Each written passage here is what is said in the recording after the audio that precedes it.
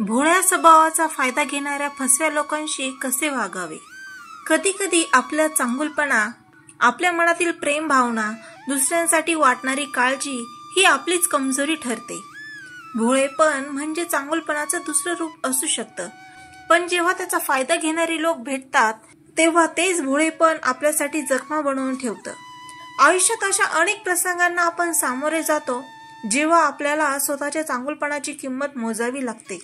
भोळा स्वभाव असणं म्हणजे मनात खोट नसणं। अशा माणसाचा चेहरा गोड, वागणं नम्र आणि अंतःकरण पूर्णपणे स्वच्छ असतं। पण हाच भोळेपणा अनेकदा फसवणूक करणाऱ्यांसाठी एक सुवर्ण संधी ठरतो। भोळ्या माणसाच्या मनाचा, त्याच्या विश्वासाचा आणि त्याच्या प्रेमाचा फायदा घेणारे काही लोक आपल्याच आजूबाजूला असतात। घरात, नात्यात, ऑफिसमध्ये, मित्रांमध्ये आपला स्वभाव साधा, सरळ, नम्र आणि भोळा असणे ही खरोखरच एक अद्वितीय गुणवैशिष्ट्य आहे। पण दुर्दैवाने या भोळेपणाचा काही लोक फायदा घेतात। असे लोक गोड बोलून, सहानुभूतीचं नाटक करून, आपली कमजोरी ओळखून आपल्यावर राज्य करू पाहतात। हा व्हिडिओ अशा फसव्या लोकांपासून स्वतःला कसे वाचवावे, आपली भोळी प्रतिमा जपूनही त्यांना उत्तर कसे द्यावे यावर सखोल मार्गदर्शन करतो। अशा वेळी नेमकं काय करावं, फसवणूक करणाऱ्या लोकांना ओळखायचं कसं आणि त्यांच्याशी वागायचं कसं, या सगळ्या प्रश्नांची उत्तरं शोधणारा हा व्हिडिओ तुमच्या जीवनाला नवी दिशा देईल। 1. भोळेपणाची व्याख्या समजून घ्या, कमजोरी समजू नका। भोळेपण म्हणजे मूर्खपणा नाही, तो प्रेमाची, विश्वासाची आणि आदराची एक निशाणी आहे। पण जर कुणी तुम्हाला सतत दुखावत असेल, फसवत असेल आणि तरीही तुम्ही आपण चांगलं वागूया असं म्हणत राहिलात तर हे भोळेपण न राहता आत्मविनाश होतो। यासाठी पहिलं पाऊल म्हणजे तुमचा स्वभाव समजून घेणं आणि गरज भासल्यास त्यात बदल करणं। त्यामुळे सर्वप्रथम स्वतःवर विश्वास ठेवणे गरजेचे आहे की मी भोळा आहे पण मूर्ख नाही। आपल्या मनाची शुद्धता हीच आपली ताकद आहे, पण ज्यांना त्याचा अपमान वाटतो त्यांच्यासाठी ही ताकद वाया जाते। 2. जे वारंवार फसवतात त्यांना दुसरी संधी देऊ नका। प्रत्येक जण चुका करतो, पण जे माणसं सतत तुमचा फायदा घेतात त्यांचं वागणं चुकून नव्हे तर सवयीने होतं। अशांना सतत माफ करणं म्हणजे स्वतःवर अन्याय करणं। तुम्ही एकदाच फसला असाल तर ती त्यांची चूक, पण जर तुम्ही पुन्हा पुन्हा फसत असाल तर ती तुमची निवड आहे। दुसऱ्याला माफ करणं हे देवतेचं लक्षण आहे, पण स्वतःला वारंवार फसवत ठेवणं हे दुर्बलतेचं लक्षण आहे। 3. नाही म्हणायला शिका, स्वतःच्या सीमांची जाणीव ठेवा। भोळे लोक हो म्हणायची सवय लवकर लावतात।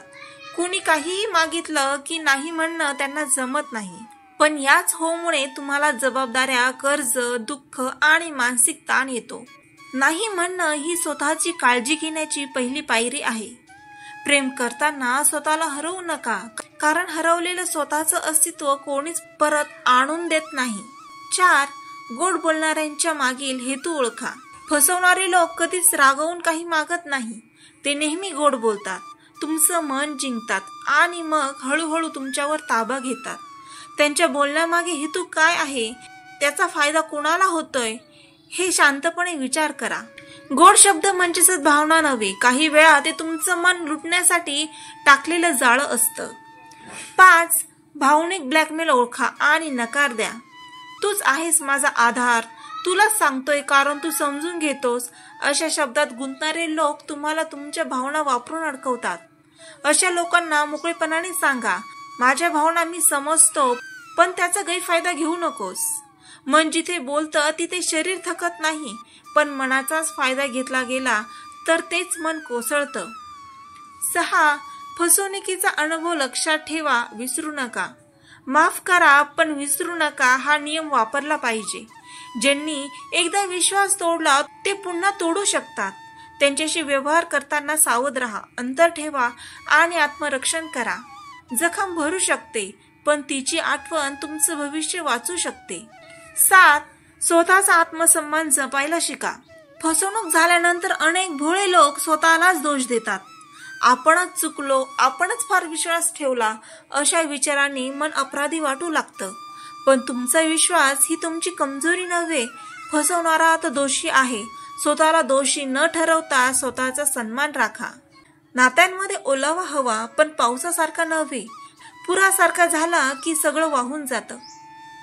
8. सच्चे मित्र शोधा. त्यांच्या सल्ल्याचा आधार घ्या. भोळ्या स्वभावाच्या लोकांना गरज असते सच्चा, स्पष्ट आणि प्रेमळ मित्रांची, जे वेळ आली की सावध करतील, थांबवतील आणि योग्य मार्ग दाखवतील. एकटे नका राहू, कारण एकटेपणा म्हणजे फसवणाऱ्यांसाठी मोकळं मैदान. शब्दांपेक्षा मौन समजणारा मित्र असला की जगात कोणीच आपल्याला फसवू शकत नाही. 9. स्वतःवर प्रेम करा, स्वतःला सांभाळा. भोळ्या माणसाचं प्रेम सगळ्यांसाठी उधळलेलं असतं, पण स्वतःसाठी काहीच उरत नाही, ही मोठी चूक आहे. तुमच्या प्रेमात सगळं जग सामावलेलं असेल, पण तुम्ही स्वतः हरवला असाल तर अर्थ उरत नाही. स्वतःवर प्रेम करा, स्वतःला वेळ द्या, स्वतःच्या भावनांचा आदर करा. आपल्या डोक्यातून वाहणारे अश्रू फक्त दुसऱ्यांना नाही तर स्वतःलाही काही सांगत असतात, ऐका त्यांचं. 10. फसवणूक करणाऱ्यांपासून बोलणं कमी करा, अंतर ठेवा. ज्यांनी तुमचा फायदा घेतला त्यांच्याशी संवाद कमी करा. त्यांना सगळं समजूनही माफ केलं तरी पुन्हा त्या सापळ्यात अडकवू नका. मानसिक शांतता हवी असेल तर नात्यांमध्ये सीमारेषा आखणं शिका. प्रेमानं बांधलेलं नातं जर जखमा देत असेल तर ते नातं नसून कैद असते. 11. तुमचं हो आता मूल्याने वापरा. तुमचं हो फार मौल्यवान आहे. ते प्रेम आहे, आधार आहे, विश्वास आहे. ते प्रत्येकाला मिळणं योग्य नाही. ते फक्त त्या व्यक्तींसाठी असावं ज्यांचं मन तुमच्या इतकं स्वच्छ आहे. स्वतःचं प्रेम असं कुणावरही उधळू नका, कारण ज्यांना त्याची किंमत नाही ते वापरतील, जपणार नाहीत. 12. अनुभवाला सामोरे जा, त्यातून शिका. जीव तोडून मदत केली आणि त्यांनी पाठ फिरवली, क्षमा करा, पण धडा घ्या, कारण अशा धड्यांमुळेच भोळेपण अनुभवात बदलतं आणि भोळे माणसं निखळ होते, मूर्ख नव्हे. जग फसवतं तेव्हा रडू येतं, पण फसवणुकीतून उभं राहिलं की स्वतःचं नवीन रूप समोर येतं. 13. मन कठोर ठेवा, पण हृदय कोमल ठेवा.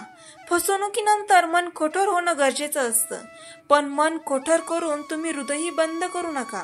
जगात अजूनही खूप सच्चे लोक आहेत, फक्त पहिल्याच गोड बोलण्यावर विश्वास ठेवणं बंद करा. कठोरतेनं स्वतःला वाचवा, पण प्रेमानं जगाशी वागा, कारण हेच आयुष्य आहे. 14. स्वतःची ओळख पुन्हा निर्माण करा. भोळ्या स्वभावामुळे फसलेल्यांना अनेकदा आत्मविश्वास हरवतो. वाटतं आपणच मूर्ख आहोत, पण हे खरं नाही.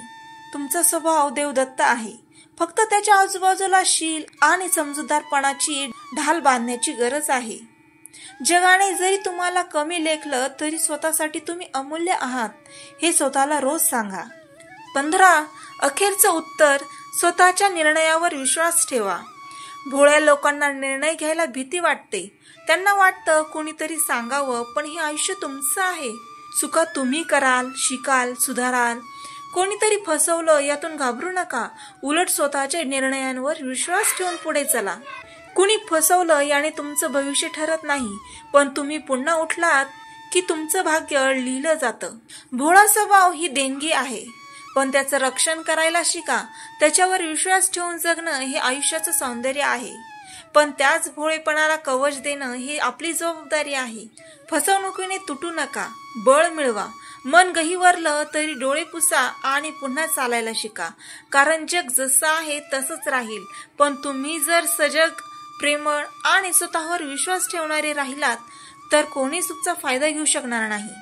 तुमचं प्रेम, तुमची मदत या गोष्टींना कमी लेखू नका. भोळेपणाला शहाणपणाची किनार द्या. मन साफ ठेवा, पण डोळे उघडे ठेवा. तुमचं मन सोन्यासारखं असेल, पण प्रत्येक जण त्याचं मोल ओळखेल असं नाही, म्हणून ते ज्याचं पात्र आहे त्यालाच द्या. भोळ्या स्वभावाचा फायदा घेणारे लोक जगात खूप आहे, पण आपण त्यांच्यामुळे आपली मनशांती, आत्मसन्मान गमावून चालत नाही.